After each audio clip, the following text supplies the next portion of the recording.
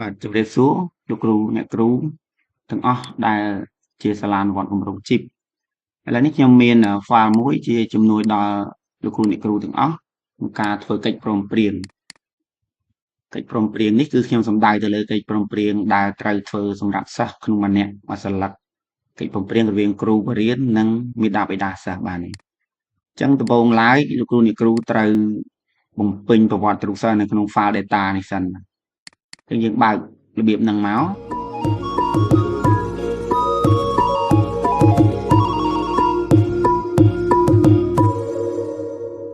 គ្រូអ្នកគ្រូមើលអាស៊ីតដំបូងគេនេះគឺជាស៊ីតជីវប្រវត្តិដែលស៊ីតនេះវាមានផ្ទុកអត្តលេខកូដនាមភេទអីរហូតមកដល់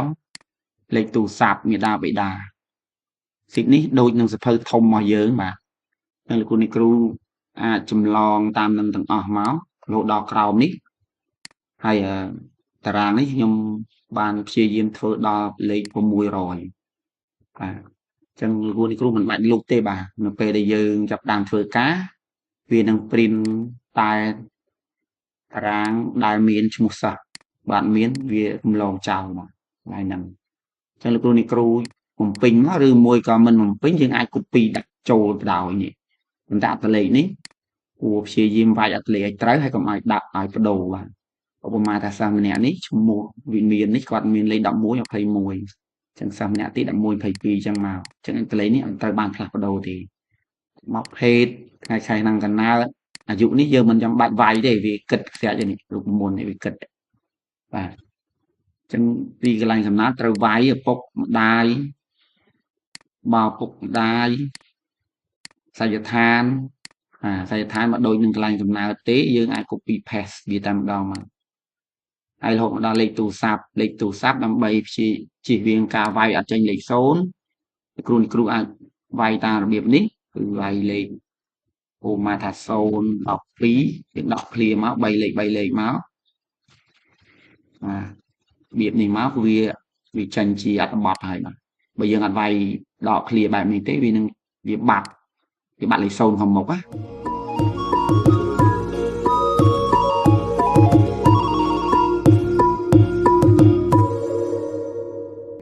តោះបើយើងបានស៊ីតទី1ហើយលោកគ្រូនេះគ្រូចូលមកស៊ីតទី2គឺជាតេស្តដើមឆ្នាំអញ្ចឹងតេស្តដើមឆ្នាំនេះគ្រូនេះគ្រូគ្រាន់តែ copy អត្តលេខនេះជួរនេះ copy ចាប់ពីលេខរៀងទី1មកកុំ copy ពាក្យនេះ copy នេះមក copy រហូតមកដល់មកមាន42នាក់អញ្ចឹងយើងរហូតដល់42 control C មកដល់ខាងនេះយើង control V paste 1 2 3នេះមកអញ្ចឹងកន្លែងឈ្មោះហើយប្រភេទនេះវានឹង V look up មកខ្លួនវាហើយយើងពិបាកវាយឡើងវិញទេអញ្ចឹងសំខាន់អត្តលេខនេះយើងពី paste មកឲ្យត្រូវហើយព្យាយាមប្រើអត្តលេខហ្នឹងតែម្ដងផ្លាស់ប្ដូរទេបាទអត្តលេខធម្មតាគឺលេខឡើងរហូត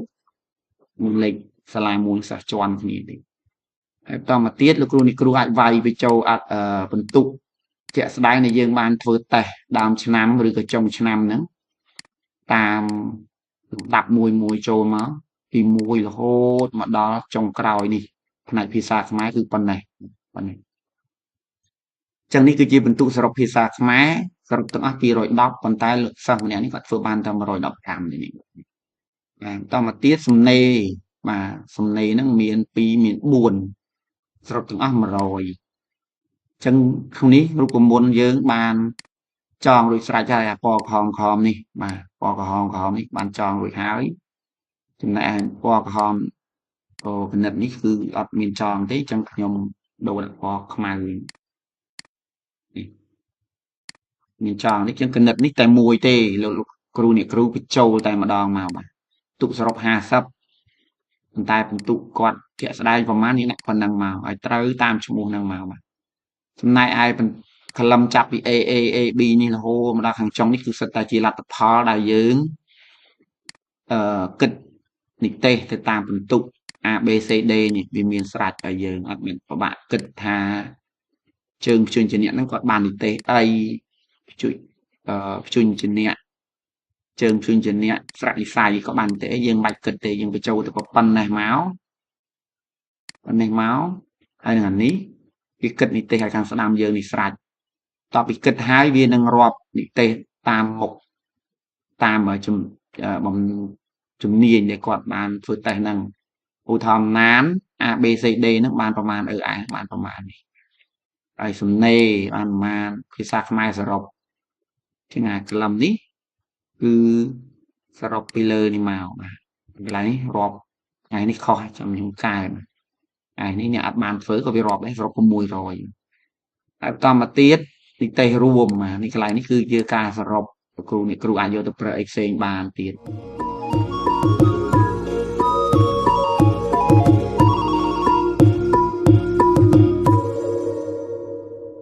បានអាហ្នឹងហើយលោកគ្រូអ្នកគ្រូត្រូវចូលមកមើលនៅក្នុង MOU នេះបាទ MOU នេះគ្រូអ្នកគ្រូ copy តលេខពីខាងដើមនេះមកដែរនេះពី Ctrl C អញ្ចឹងមកយកមក paste នៅលើ ID នេះ MOU ដែរតែបែបហ្នឹងមកឈ្មោះនេះវានឹងចេញមកដែរ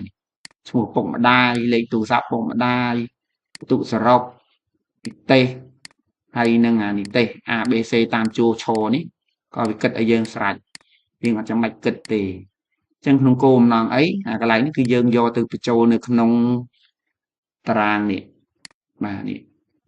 តារាងនេះប៉ុន្តែឥឡូវមកឲ្យមើល PDF សិនបាទនេះជាលទ្ធផលតទៅយើងធ្វើឲ្យលោកគ្រូនេះគ្រូនឹងបានលទ្ធផលបែបនេះបាទអញ្ចឹងអានេះវាក្នុងសិស្សម្នាក់វា2ទំព័រខាងមុខខាងក្នុងពេលយើង print មកយើងអាច print សងខាងទៅឬក៏យើងធ្វើម៉េចដើម្បីឲ្យបានសងខាងយើងកັບជាសភៅឲ្យគាត់ដើម្បីឲ្យពុកម្ដាយគាត់បានផ្តិតមេដៃកន្លែងនេះឬក៏ចុះហត្ថលេខាតែបើក្នុងករណីលោកគ្រូអ្នកគ្រូអត់ចង់ធ្វើសងខាងយើងអាចធ្វើតែមួយស្លឹកបានខ្ញុំនឹងរៀបជាទម្រង់មួយស្លឹកជូនមួយទៀតចំពោះរបៀបនៃការធ្វើខ្ញុំនឹងមានបង្ហាញនៅមេរៀនទី2បាទមេរៀនទី1សូមជូនប៉ុណ្ណឹងអរគុណ